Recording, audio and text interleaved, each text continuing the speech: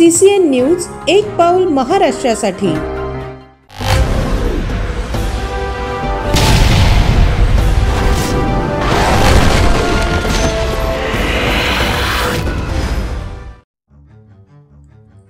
उमेदवाराने अनामत रक्कम म्हणून आणली चिल्लर, अधिकाऱ्यांना फुटला घाम।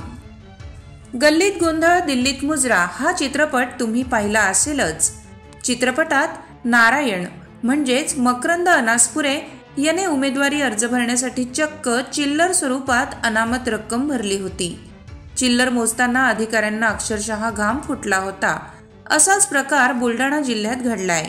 तेथील एका उमेदवाराने 10,000 रुपयांची चिल्लर अनामत रक्कम म्हणून भरली आहे। यावेळी चिल्लर मोजताना अधिकाऱ्यांची चांगलीच दमछाक झालेली पाहायला मिळाली। केंद्रीय निवडणूक आयोगाने लोकसभा निवडणुकांच्या तारखा जाहीर केल्यामुळे उमेदवारांची अर्ज भरण्यासाठी लगबग सुरू आहे। मात्र बुलढाणा जिल्ह्यातील महालोकशाही विकास आघाडीचे उमेदवार सध्या चर्चेचा विषय ठरत आहेत। असलम शाह हसन शाह असे त्यांचे नाव असून उमेदवारी अर्ज भरण्यासाठी त्यांनी तब्बल 10,000 रुपयांची चिल्लर आणली आणि उर्वरित 15,000 रुपयांच्या नोटा आणल्या होत्या। उमेदवारी अर्ज भरण्यासाठी पोहोचल्यावर 10,000ची चिल्लर पाहून निवडणूक अधिकारी सुद्धा चक्रावले।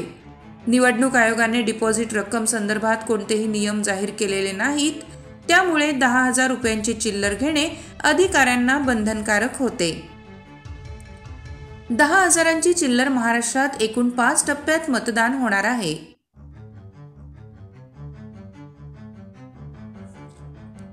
महाराष्ट्रात एकूण 5 टप्प्यात मतदान होणार आहे। पहिल्या टप्प्यातील मतदान 19 एप्रिल रोजी होणार आहे। त्यासाठी उमेदवारांना उमेदवारी अर्ज भरण्यासाठी देण्यात आलेली मुदत संपलेली आहे। आता दुसऱ्या टप्प्यातील उमेदवारांनी उमेदवारी अर्ज भरण्यास सुरुवात केली आहे।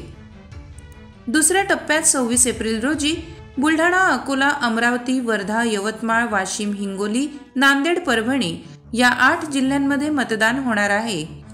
महालोकशाही विकास आघाडीचे बुलढाण्यातील उमेदवारांनी प्रसार माध्यमांशी संवाद साधला। मी उमेदवारी अर्ज भरला आहे।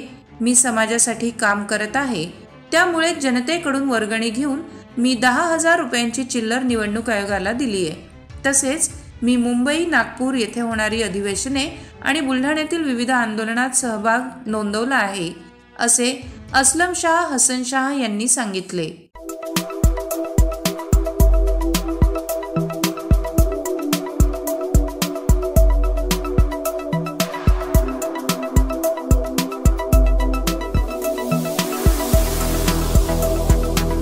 तसेच आपल्या भागातील महत्त्वाच्या बातम्या पाहण्यासाठी CCN न्यूज डेस्क चॅनलला सबस्क्राइब करा आणि बेल आयकॉन प्रेस करा।